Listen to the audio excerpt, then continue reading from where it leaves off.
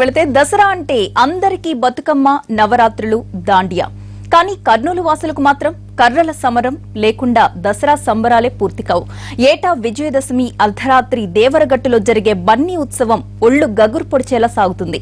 దాదాపుగా 13 గ్రామాల ప్రజలు 2 వర్గాలుగా విడిపోయి మాల మల్లేశ్వర స్వామి ఆలయంలో కర్రలతో కొట్టుకుంటారు. రక్తం కారేలా కొట్టుకోవడం ఏంటని ఎవరైనా ప్రశ్నించినా తరతరాలుగా వస్తున్న ఆచారాన్ని పాటించి తీరాల్సిందేనని చెబుతారు ఇక్కడ జనం.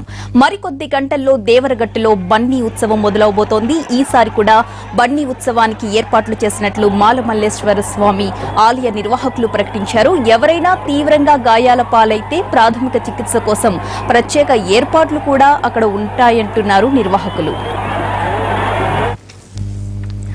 కర్నూలు జిల్లాలో అర్ధరాత్రి దేవరగట్టులో జరిగే బన్నీ ఉత్సవం ఒళ్లు గగురు పొడిచేలా సాగుతుంది. ఇప్పటికే కర్రల పండుగకు ఏర్పాట్లు పూర్తయ్యాయి. దీనికి సంబంధించిన పూర్తి అప్డేట్స్ అందించడానికి మా రిపోర్టర్ కర్నూలు నుంచి చంద్ర సిద్ధంగా ఉన్నారు.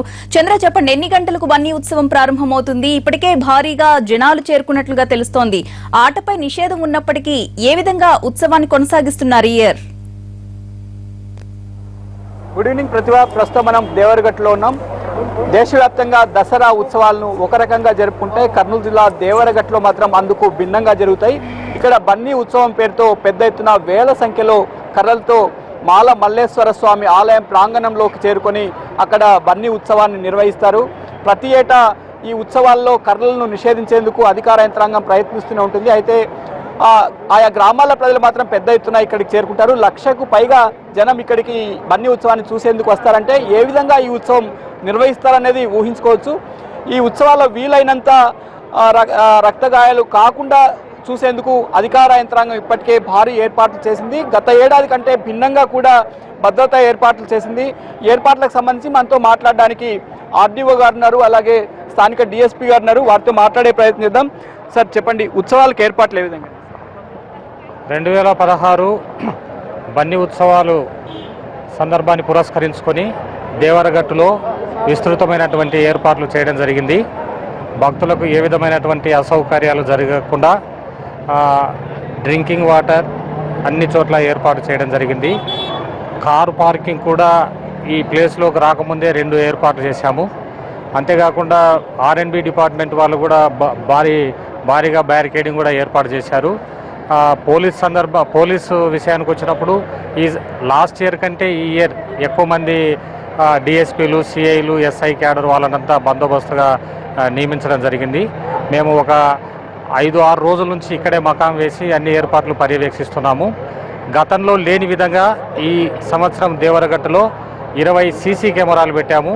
ఆ 20 సీసీ కెమెరాలు కూడా వివిధ ప్లేసుల్లో పెట్టి నిరంతరం పర్యవేక్షిస్తున్నాము. అంతేకాకుండా ఒక డ్రోన్ కెమెరా పైన నిరంతరం తిరుగుతూ ఉంటుంది. భక్తులు తమ సాంప్రదాయాల ప్రకారంగా మత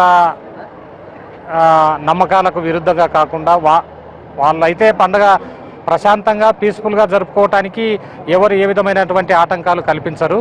కర్రలకు రింగులు పెట్టుకొని ఏదో మనసులో పెట్టుకొని హింసాత్మక చర్యలకు పాల్పడినట్లయితే అటువంటి వారిని చట్టం ప్రకారంగా చర్యలు తీసుకోవడం జరుగుతుంది. కలెక్టర్ గారు, ఎస్పీ గారు కూడా 2-3 సార్లు ఇక్కడికి వచ్చి వెళ్ళారు.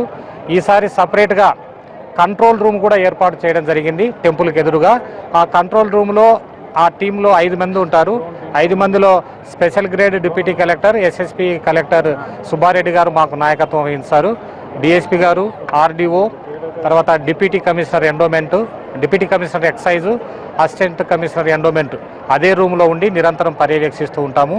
ఏ విధమైన గాయాలకు గురైనా కూడా భక్తులు వాళ్ళకు సపరేట్గా హాస్పిటల్ ఏర్పాటు చేశాము. అందులో 20 బెడ్లు కూడా ఉన్నాయి.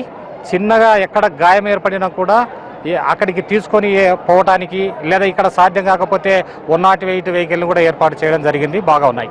సార్, పోలీసులు భారీ ఎత్తున అంటే గతంలో కంటే చాలా ఎక్కువ మంది ఇప్పుడు కనిపిస్తున్నారు. ఎంత బందోబస్తు? గతంలో కన్నా ఎక్కువ లేదంటే సఫిషియెంట్గా ఎంత అవసరమో ఆ మేరకే బందోబస్తు ఏర్పాటు చేయడం జరిగింది. ఈ సంవత్సరం బందోబస్తు ఫోర్స్తో కాకుండా కూడా అవేర్నెస్, టెక్నాలజీని బాగా ఉపయోగించుకోవడం జరుగుతుంది.